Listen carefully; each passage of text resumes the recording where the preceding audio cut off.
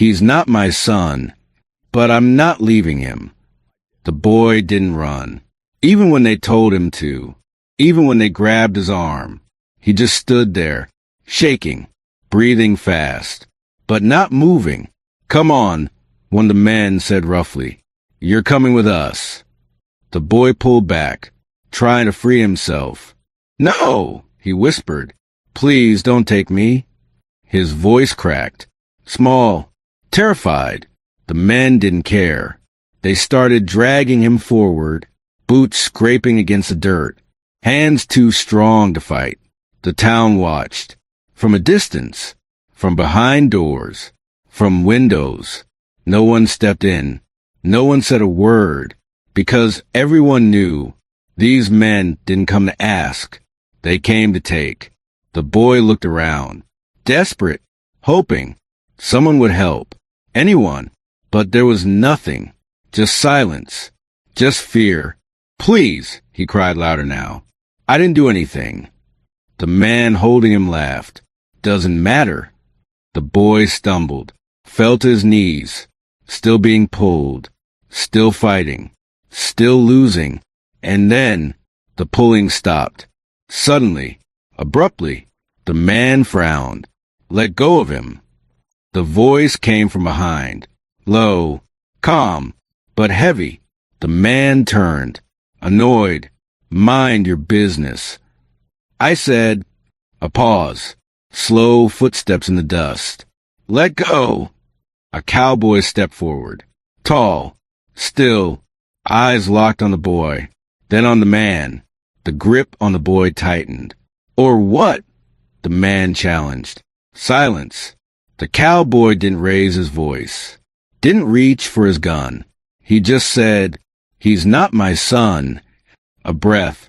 "But I'm not leaving him." And just like that, everything changed. The man laughed, short, cold. "You don't even know him," he said. "Why do you care?" The cowboy didn't answer. His eyes stayed on the boy. Then slowly, he stepped closer. The man's grip tightened. "Back off," he warned. The cowboy stopped just a few feet away. Close enough now. Close enough to matter. "Let him go," he said. Simple. Clear. The other men shifted, uncomfortable, because something about this wasn't normal. This wasn't fear. This wasn't hesitation. This was different. The man holding the boy smirked. "Or what?" he asked again. Silence. The cowboy tilted his head slightly. "Or you'll wish you did." The air changed. Just like that. The boy looked up at him, eyes wide. "Hope. Small, but real." The man scoffed. "You think one man can stop us?" The cowboy's voice dropped. "I don't think," he said. "I know." A pause. Long. Heavy. Then, the man yanked the boy harder. "Move," he snapped. The boy cried out, pain sharp in his voice. And that's when, high voltage click. The sound cut through everything. The cowboy's gun, already in his hand, already aimed. No one saw him draw it, not even the men. "Let him go," the cowboy repeated. This time, it wasn't a request. The men froze, hands halfway to their weapons, uncertain now, because this had changed. Fast. "You're making a mistake," one of them said. The cowboy didn't blink. "No," he replied quietly. "You already did." The boy stood still, no longer being pulled, no longer alone. But the man, he smiled, slow, dangerous. "This isn't over," he said. And somehow, that felt worse. The silence stretched, tight, uncomfortable. The cowboy didn't lower his gun. The men didn't move. And the boy, he didn't let go of the moment. Like if he blinked, it would disappear. "Why him?" the cowboy asked. No anger, just a question. The man smirked. "Because he belongs to us." The boy shook his head quickly. "No," he cried. "I don't belong to you." His voice broke. "They're lying." The cowboy glanced down at him, then back at the man. Explain, he said. The leader stepped forward slowly. You see that land just outside town, he said. That land is ours. A pause. And so is anyone living on it. The boy's breathing quickened. That's not true, he shouted. My father owned it. Silence. The cowboy's eyes narrowed. Owned, he repeated. The boy nodded fast. He worked there his whole life, he said. He said it would always be ours. His voice cracked until they came. The cowboy's grip tightened. And your father? He asked. The boy looked down, tears falling quietly now. They took him, he whispered. No one spoke, because everyone understood what that meant. The cowboy slowly lifted his gaze, back to the men. You take land, he said quietly, and now you take children too? The leader shrugged. Property is property. The words hit harder than a bullet. The boy stepped closer to the cowboy. Instinct, fear, trust, all at once. They said I have to work for them, he whispered, or they'll never let me go. The cowboy's jaw tightened. That was enough. He stepped forward slightly, gun still steady. You're not taking him, he said. Final. But the leader didn't step back. He just smiled again, cold, confident. You think you can stop what's already been decided? A pause. Then he added, You're too late. And suddenly, this wasn't just about one boy anymore. The leader's smile didn't fade. If anything, it grew. You're too late, he repeated. The cowboy's eyes narrowed. What does that mean? The man chuckled. Then, a distant sound cut through the air. Hoofbeats. More than before. Faster. Louder. Coming straight toward the town. The boy froze. His hand instinctively grabbed the cowboy's coat. They brought more, he whispered. The townspeople shifted again. Fear returning. Stronger this time. The cowboy didn't turn. Didn't look back. But he heard it. He felt it. The leader spread his arms slightly. Now you see the problem, he said. You're not dealing with just us. Dust began to rise at the far end of the street. Shapes forming. Riders. For maybe 5 more. The sound echoed through the buildings. Heavy. Unstoppable.